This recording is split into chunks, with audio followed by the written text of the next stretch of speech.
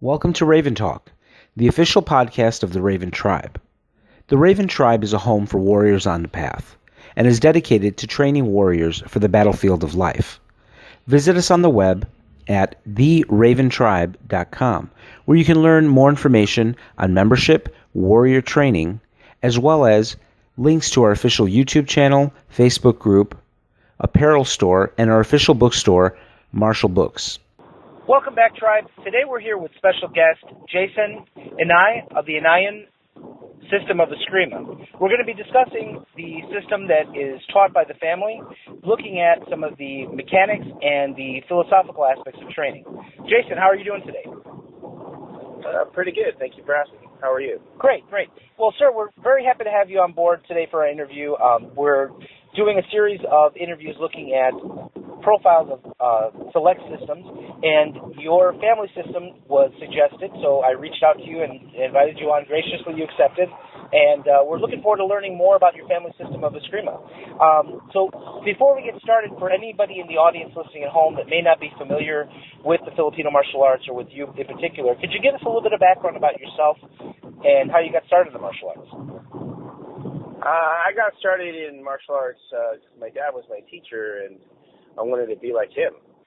So, you're like 3 years old, 4 years old, 5 years old, and you see all these guys that you look up to training whom you grew up calling uncles. Some of them, turn out to be quite famous martial artists. As you get older, you realize that they were just Uncle so-and-so.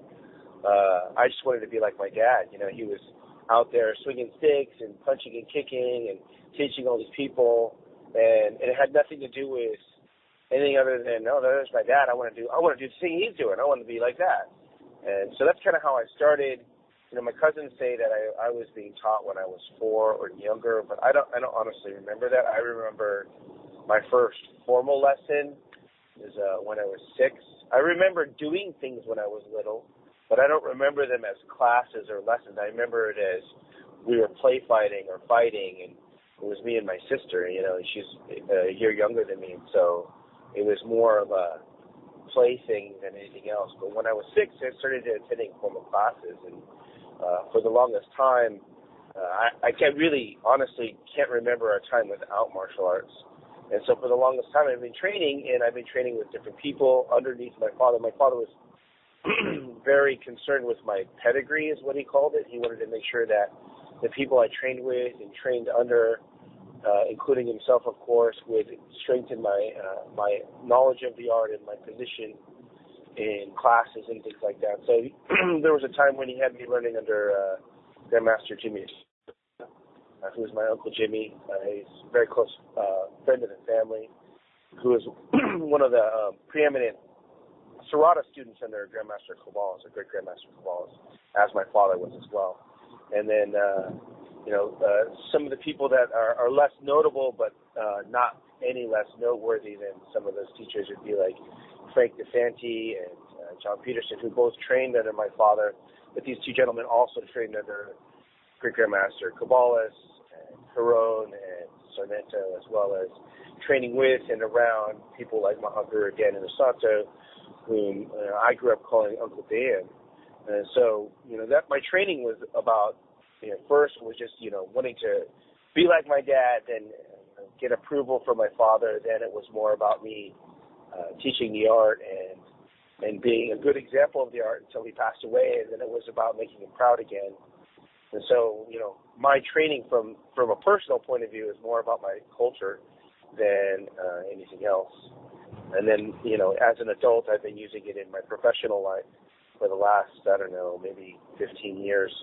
So my training is more about sharing it with my students, sharing it internationally when I go and do seminars, and, imparting some of that passion that my father instilled in me. Excuse me.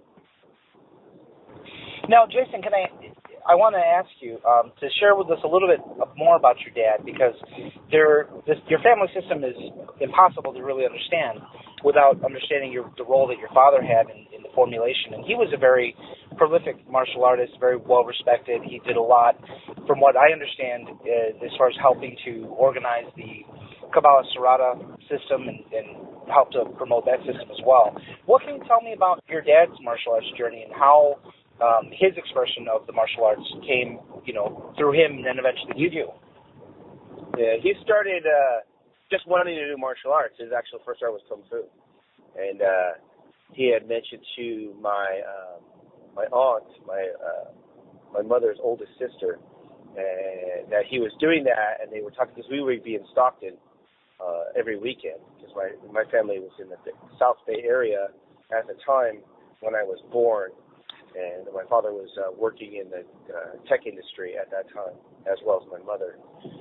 And he had mentioned that he was doing Kung Fu, and my aunt, she's like, why don't you go train with Uncle Max? Uncle Max is Max Sarmento, and my father knew him as Uncle Max because he grew up living in his house. He was boarded in there when my grandfather would work in the farms. So he didn't even know that there was Filipino martial arts. Why don't you go train with Uncle Max to learn Filipino martial arts? And my dad didn't know that, but then once he realized, he approached Grandmaster Sarmento, and they started training, and he became the exclusive private lesson student for just around 10 or more years under Max Sarmento and Angel Cabal. So this is in the mid-'60s when this starts. And, my father was really only interested in it from the point of view of Filipino culture at first. And so he wanted an effective fighting art. My father grew up in a rough part of the San Joaquin Valley. And so things had to be effective. They had to work because he had been in a few tussles and a few fights in his time. And so he wanted something that was useful and practical.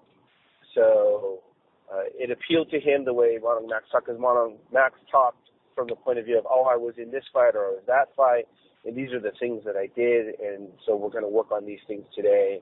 And so his journey started as an impressionable young man. He was looking for a way to contribute back to the community, because that was Manong Max's mission. He wanted to preserve Filipino culture, because the ethnic identity for the Filipino Americans in San Joaquin Valley had eroded. If you want to know more about that, you need to look at the Manongs of Delano and the farmer revolution or that happened along with, and all those people. That was a big part of that. So there was this segregation thing going on in that area, and so there's a loss of ethnic identity for the Filipino Americans there. So the urge to teach Filipino martial arts was based upon that. So that's how my father started training, and then because of him being a very intelligent individual, he helped them systemize what they were teaching, specifically Manong Angel more so than Manong Max, and that was a big part of the training. Is developing that system, and specifically so Manong Angel could teach successfully in the area and make it so that it was a successful thing to preserve the art. Now, Jason, when the art passes from your father to you, it's my understanding that the Eskrima system actually contains 7 complete systems and some additional less formal systems that are taught. Yes, that's correct. Can you explain a little bit to us about what those systems are? It sounds like a wealth of information, but can you help me to kind of understand? Are these very comprehensive systems? Are they many systems? Are they different aspects of training? How does that process work? Looking at all that information. Okay, so there's the Serrata, right? So that's the center line close range system. And then you have Cadena de Mano, the name Cadena de Mano, which is anti-hand, close range, and knife system. And then you have the Larga Mano learned under Grandmaster Hiron that my father learned, and that's an elusive long range system. Each each other. So I have a close range answer, I have a close range in grappling, I have a center line staying in the pocket answer, and I have an elusive long game at the same time. And then the Symboli is a double weapon method that involves circling and overwhelming of the opponent. And the De Cortis is a medium to long range single or short sword style that's meant for flanking an opponent and then debilitating him that way. And then there's the Sibat Bankal, which is the staff and spear, and that is mostly working how to use that particular tool in different circumstances for blocking, parrying, and evading. And then you have the less formal styles like the whip and dagger, which is referred to as Yantak Idaga or Tika Idaga. And you have a shield and sword, which is usually called Alcantara. And the shield and sword and the whip and dagger have some similarities, but those particular methods are less formal and more about trying to deal with different opponents. So if the guy is Strada, how do you fight him? Wargamana, how do you fight him? So we use the styles together to test each other. So like, my students, if you want to be able to use your Serata monoman or your Sinawali against a Serata guy, or use your Kadita Mono against a Sinawali guy, you have to build a go style versus style. And you also have to mix the styles together to have a clean answer, because otherwise you become predictable. You're only a short-range guy, or you're only a long-range guy, or you're only whatever. And that doesn't work when you're fighting. If you're predictable, then, and I know you need a lot of space, I'll fight you in a corridor. That's what Mono and Leo taught Father. So you have to have an answer for what happens if you can't move sideways, or you can't move backwards, or you have lots of room to move, or the ground is slippery, or your ankle or waist deep in water. How do you fight now? All those things that you were learning to do locally become dangerous or impossible or interesting in other ways, depending upon your terrain. So this is designed to give you a framework so you can explore all those contexts, and gives you not only a wealth of information to digest, but also a wealth of experiences that you could obtain in utilizing that material.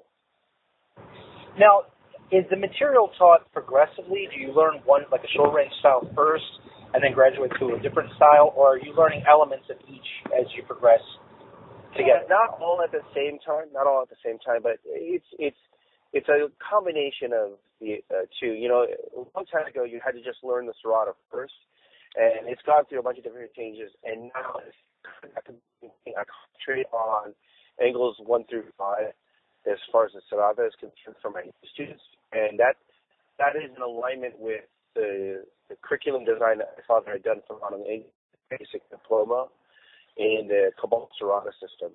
I kind of went full circle for the reason that I wanted people to fight more quickly. When we do things and you do them linearly, they're not able to really fight. And the reality is if I'm teaching you and you got your first lesson, it's not like you can come out of that first lesson and say, hey, Mr. Bad Guy, I only got one lesson. Can you wait till I get at least 10 lessons? This is going to happen. So the curriculum is designed to address that particular problem, because my father's actually a particular constraint my father had on the curriculum and our teaching is that you want them to be able to defend themselves as soon as possible, if not right now, because they can't tell the person that's trying to do harm upon them or someone else they're not ready. They have to be ready now. So the curriculum is done linearly, because if it's done linearly, then they won't figure it out fast enough. Now, Jason, let me ask you, the system that your father created, I know from some circles that I'm familiar with as far as law enforcement training, he was very well received in the law enforcement community, created a lot of programs that are still used today. And I wanted to ask you, are you continuing that line of work? Are you involved with the law enforcement communities and training police officers as well? I train police officers individually. I haven't done a lot of groups. I've done a small number of groups, mostly in Europe as opposed to here. It's still not that much. I work in a law enforcement capacity myself now, so I use it on a regular basis. But I don't really focus on them that much.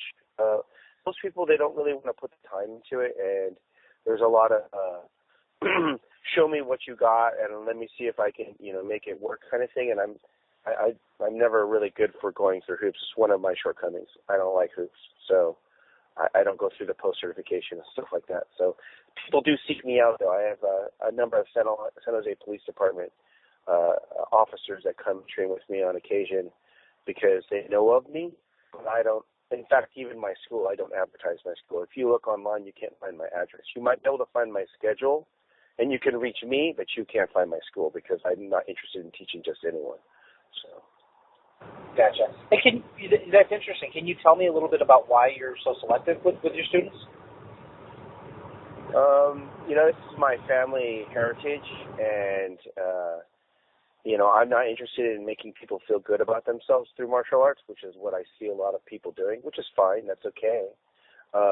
With my children that I teach, I explain to the parents that I'm going to actually be teaching them the fighting, which means that they're going to try to hit me, they're going to try to hit each other, and I'm going to try to hit them, obviously with some control and what's appropriate for their age and their size. But this is not a modern martial arts program where, they get a stripe for coming and they get promoted no matter what. There is a certain degree of that with people, but at some point it has to be, can you tread water? Because if I'm teaching you to swim and you can't tread water, then I've failed as a teacher. So that's not for everyone. Some people, they just want to do looks nice and what's fun, and that's okay too. But there comes a time where I don't want to do that. So I screen my students now, so that way, if I think that they're that type of person, I just send them to someone else's school, right? Rather than do that, because they're going to complain, or they're going to create animosity between the students when someone hits their hand, and I'm just not interested in that. I've dealt with that too many times to be interested. So now I screen the students and I tell them, "You sure you want to do this?" I actually discourage students. Sometimes I'm like, "You're going to get hurt doing this. You realize that, right? Because this is."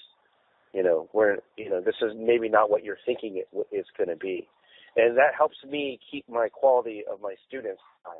I want them to be able to, I bounced in bars for 9 years, so I know what a real fight looks like. And survive that. They might not be able to fight other fighters, which is, really rare for you to encounter anyways. They can defend themselves. But the only way to do that is sometimes you just got to shove them in the deep end and show them they can survive. And you can't do that with the average person coming in that just wants a belt or whatever it is that you're giving them to show them that they've done well. So. No, I find it really interesting, and I had spoken to you a little bit off air about the elements of your philosophy as far as warriorship. And I wanted to ask you, is this more of just an individual personal way of looking at how you're going to train your students, or is this something that is kind of designed into the system itself as far as choosing students of the right character, or the right mindset for the training? That's an old tradition, a Filipino tradition. I mean, they have stories of Regino Eskrima, putting his hand over the person's head to determine if he was hot-headed and he had the right temperament. That's my uncle Remy Estrella, he's one of the original Stockton Eskrima guys. He's not well known, but he was training back in the day, trained under Angel and Max and stuff like that. Anyways, he was saying to me just the other day, he's like, you got to remember, you're not here teaching people how to do flash and move. You're teaching people lethal things that are dangerous, and they need to understand that, and you need to teach to the right person. You can't just be teaching to anyone. So, as my father put it, is we design the curriculum to weed out the people that aren't willing to go through the hardship, and that's part of the curriculum. Now, that doesn't mean that I want people to quit. That means I want everyone who starts, I want them to complete at least the basic training. However, that being said, you need to build people's expectations of this is what you need to expect of this kind of training, right? It's hard like any other kind of training if it's true training. If it's choreography and it's pantomiming and fighting, that's one thing. But we're not doing that. That's a part of the process. It's part of any martial arts process that you pantomime, a fight dance, if you will.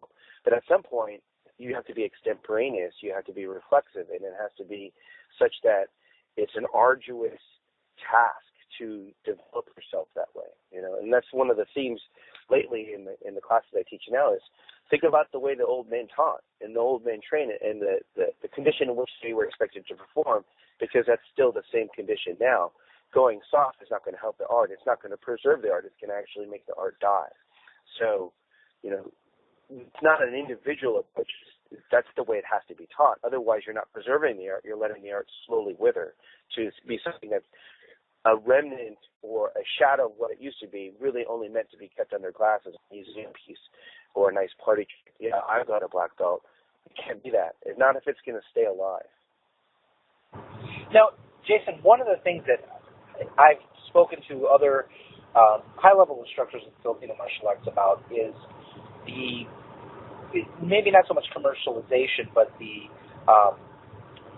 movement away from the old school, the hard, serious training. A lot of the Filipino martial arts are very dynamic, and I think that they lend themselves to, cinematic expressions. Let's be honest. I mean, nothing looks cooler than watching, two really well-versed Filipino martial artists, doing their thing, and it can be something that I think becomes like a temptation to people to kind of take it into that cinematic direction. What are your thoughts? What are your thoughts in general on just kind of the vibe in the Filipino martial arts community? I mean, do you feel like, because if you look around, everybody talks about, reality self-defense. It's a big, buzzword. Tactical this, tactical that.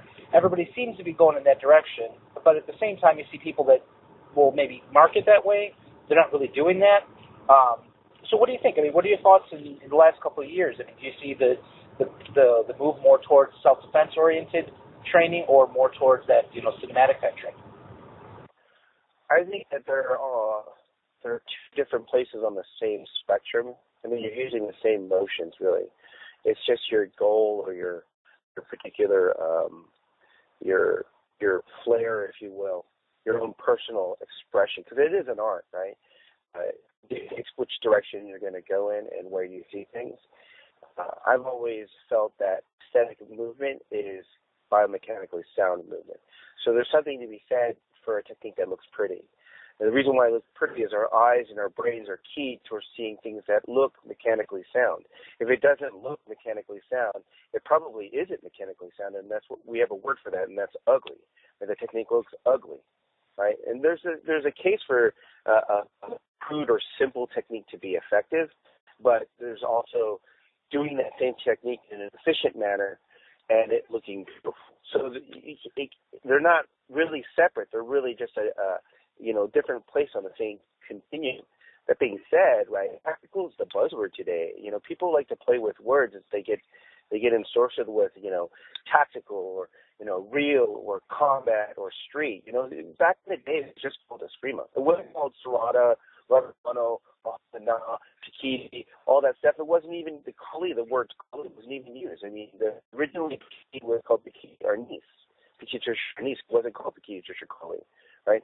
So these names keep changing back and forth because it's what people are trying to associate with being effective. What they're really trying to say is, we fight. And the thing is with Filipino martial arts, we're the only martial art that I can think of in my mind that has a contiguous military use from the 1500s documented to today, and the current country and its ethnic origin continues to use that art or a version of that art. In most cases, Pakita Tertia, is the art that's being represented as the ethnic art of the Filipinos. It's used in what other martial arts set can say that, right? So the need for that is really just about separating or identifying, right? But when it comes down to it, if someone sticks you with a knife, it's going to be effective. You should probably block or parry that. So the other side of it, too, though, is self-defense is a misnomer. Self-defense in the U.S. is a term that started in like the 60s or the 70s, really got popularized in the 80s and 90s because of the litigious nature of the West, right? At least this is my own research. The idea that I'm going to wait for you to hit me before I defend myself is stupid. It's just ridiculous. Why would I do that? If you indicate that you're an enemy, I should just attack you. You've already basically made a mental assault on me. You've done to try to intimidate me, to weaken me at the mind first. So in that situation, if I were to be sitting in a position where I have to justify my actions, as a professional martial artist and someone who uses my martial art on a regular basis, if you indicate that you're an enemy, self-defense starts with me hitting you, not you hitting me and then me applying my art. That's ridiculous. All the old monoms, all the stuff that I remember passed down to me was I hit him. He was going to attack me, so I hit him first, right? And so the adage now, at least in a lot of FMA community, is hit first and hit often, right? Because that's good self-defense. So I shy away from using the term self-defense. When the parents or people come in and go learn self-defense and say, that's good, and I kind of go down that line of, but just so you understand, self-defense usually means you wait till they hit you, and we're not going to do that. We're going to help you determine the indicators, the precursors, the nonverbal cues that say the person's going to hit you. What are the verbal cues? You need to take seriously. It's that guy says, I'm going to do this, and I'm going to hurt you this way. But that's a serious, regardless of whether or not you need to address it as such. Otherwise, you're waiting to be beaten up, and then you're waiting to act, and what you should do is just act. And so the difference between self-defense and tactical is kind of inorganic. It's this game that we play with words. words are difficult for us to work with because they change the way we think about things. But really what it comes down to, the business of the Philippine Constabulary, the 1st Philippine Infantry, and any Escrimador or Calista or Anistador, whatever word you like to use, or just plain fighter, is win. Not win by any particular style or method, but win. And that's what Eskrima means, to fight. Just win. And usually that means going first. Absolutely. Wonderful advice. Now, Jason, let me ask you, with your family style of Eskrima, tell me a little bit about what you guys do differently. You sound like a humble guy and a respectful guy. I won't say what you do better, but what do you do differently, or what do you do unique? What's the flavor that somebody can look at and say, oh, I recognize that. That's from that family. What's your specialty? I don't know if we do anything particularly different in the sense of the art. Everything is geometry, physics, and physiology, right? So you look at an art and you go, is the geometry sound? Because if the geometry isn't sound, that defense is going to be weak. There's no bracing angle. That's a term that they use in Kempo, right? The defense is going to be weak. If I'm acting after you and my technique or movement is longer than yours, I'm never going to be there in time, right? So that's just bad physics and bad geometry. So the thing about Inayan, the way that my father taught me, is to have a very acute and scrutinizing eye upon the specifics of a particular movement and its applicability, right? If I'm going to try to go after you, because in effect a defense is a reaction, right, and an attack is an action. My reaction is always going to be slower than your action because I'm starting after you. So in order for me to mitigate that, I have to be using the tightest, shortest line to create my defense if I'm going to do that. Then the question is that now is my geometry correct? I've taken the correct line to make my defense happen, or I've taken the correct line in my attack to prevent his ability or her ability to counter that, right? Now, is the physics correct? Am I connected to the ground when I hit? Because if I don't sit down on my punch, it doesn't matter, right? Because I can hit you with all my arm, but I'm hitting you with 30, 40 pounds, maybe, depending on how big I am, how big the hitter is. And it's going to feel like, a 12-year-old goal against you, right? So that could hurt you, right, if it's all over the 12-year-old goal, 68, 78 pounds. But if it's just your 40-pound arm, it's going to mean nothing. So when we look at the training in the night, we're always trying to find what's the soundest way to do this technique, and we test it.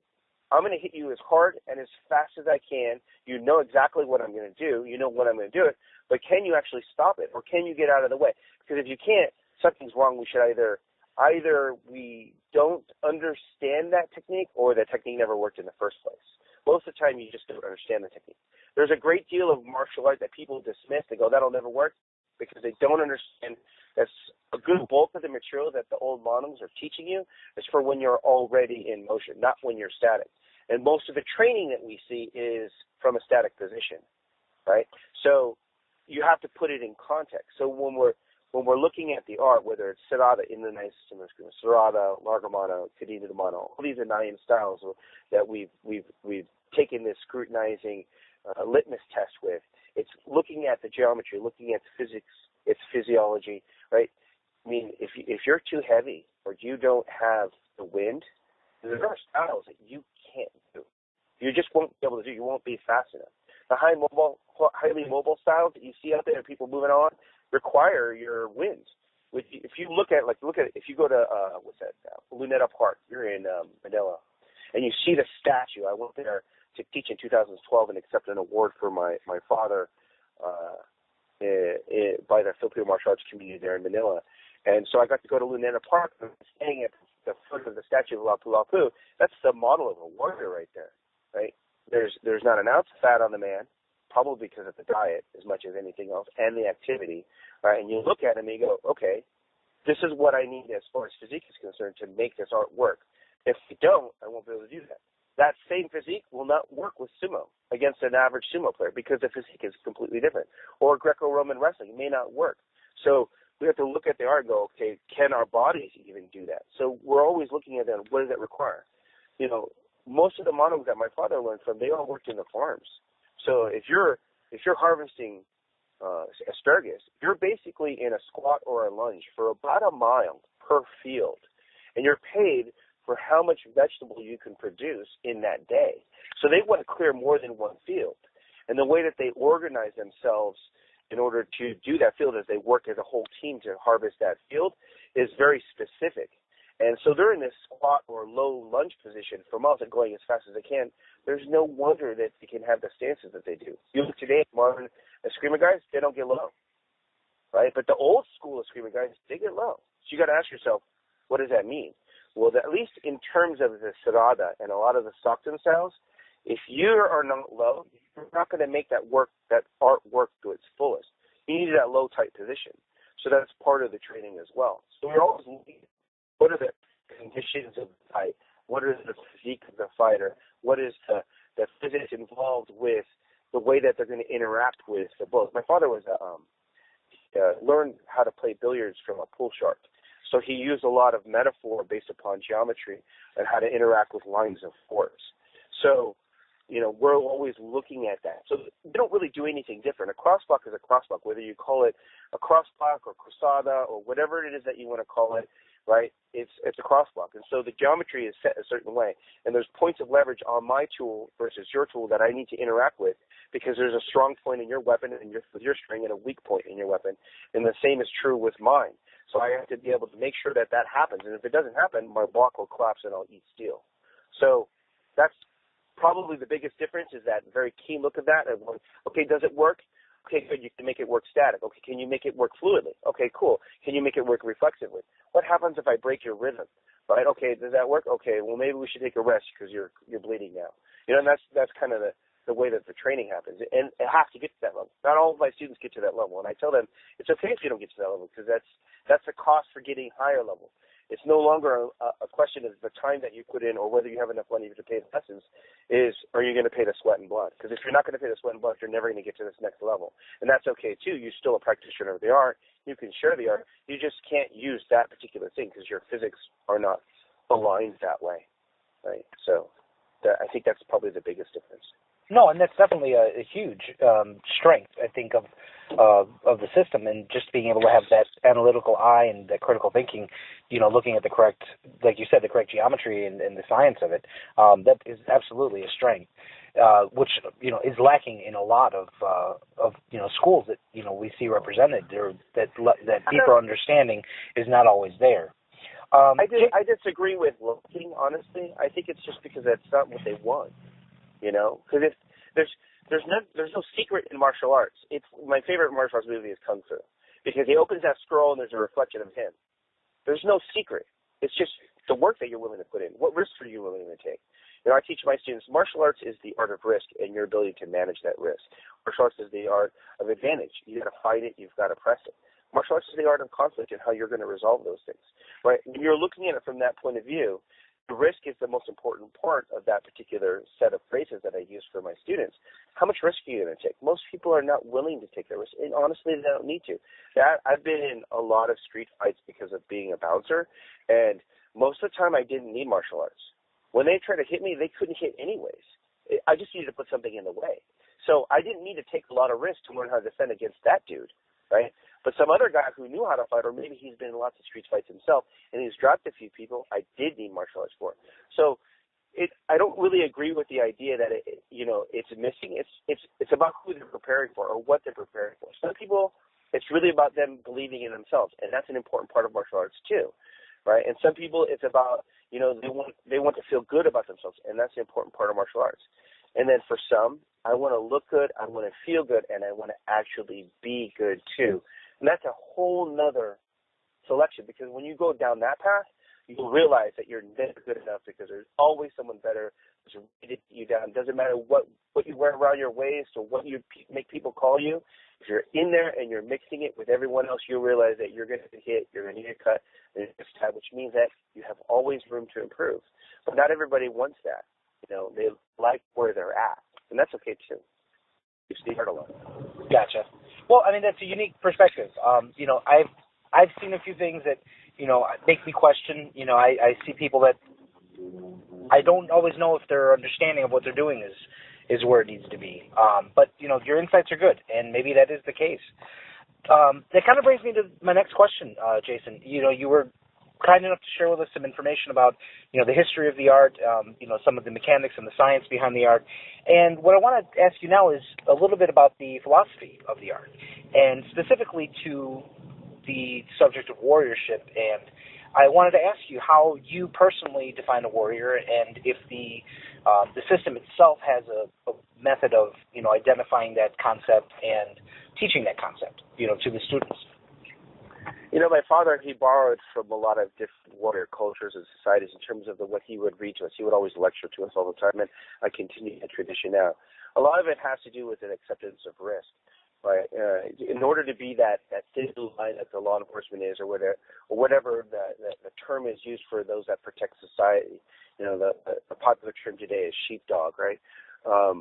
Is the acceptance of risk and the desire or the willingness to put yourself in harm's way for others, So that's part of what has to be taught in class. We have our own code of ethics, just like we have in other martial arts schools. Knights of of Europe had their own chivalrous code. The samurai, the servants of the Japanese people, they had their own code. My father also taught a code of ethics and morals, and I think that's a really important part of martial arts. I tell my kids I don't teach bullies. If you're going to be a bully, I'm not going to teach you. And I tell my adults the same thing. You're not here to learn how to hurt other people. That's not the purpose. You're here so that if someone tries to do harm upon you, then or someone else that you care about, or even something else, that you can protect them or it. And that's a big part of worship. Worship is not being over someone else. The position or class of the warrior in society is not that of leader necessarily. If the warrior class were to take charge, so like say the U.S. military were to take over a coup against the politics of the prevailing day, properly they should take control, bring order, and then relinquish control, because you're not there to do that. You're not there to intimidate people into following the rules. You're there to create order, and then you let them rule themselves. So that kind of ethic was something that my father at least espoused to me and some of his senior students. He really liked the concept of giri and on from Japanese culture, the idea of honor and obligation. He was often fond of saying rank has its privilege and rank has its obligations. Right?